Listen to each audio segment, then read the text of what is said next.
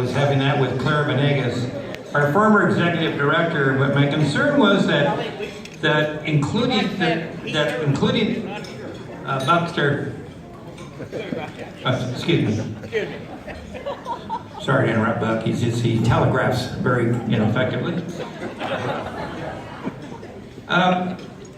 Anyway, we talked about the fact that the board and its membership may not have a sufficient total grasp of the history of the principles of the club that were set forth by our founders.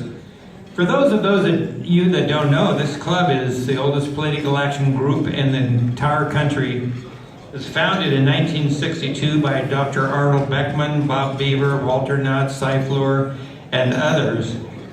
It started here in Orange County with the first annual dinner right here in the Balboa Bay Club. That was when Arnold Beckman gave his famous speech that laid out the premise for what this club is really all about. She'd been thinking about it, and she wanted to put together a legacy project. So with the board's approval, we set out to capture that record of the club's history and call it the Lincoln Club Legacy. So to set the tone in support of this vision, ladies and gentlemen, please welcome Claire Venegas to come up.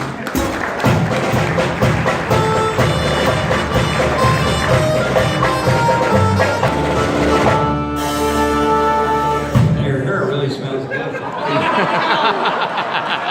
that Uncle Joe or Uncle Al? I'm sorry, I was having a Joe Biden moment. I'm so sorry. Please, my apologies. Good evening, everyone. Many of you know me, but many of you may not. The club's grown so much since I left as the executive director. When I was hired in 2006, George W. Bush was in his second term as president.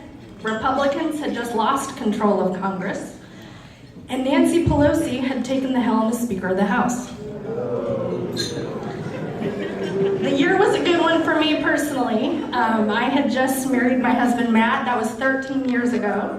And Rich Wagner, who isn't here tonight but is a former club president, he took a chance on me and hired me as the club's first full-time executive director. And I knew at that time that it was a very special opportunity. But little did I know how life-changing the opportunity would really be. To Rich's credit, he instilled in me the reverence and respect that he had for the club's history, for its core commitment to the idea that individuals should work year-round to promote good government and expand freedom. And most of all, he instilled in me an appreciation for the legacy of the club's founders, an inheritance that we all enjoy today because of their vision. Names like Dr. Arnold Beckman, J.S. Fleur, Walter Knott, Bob Beaver, Colson Morris, and later people like Doy Henley, George Arduous, Athalie Clark, who is the wife of James Irvine and the club's first female member, Gus Owen, Carl Karcher, the names go on.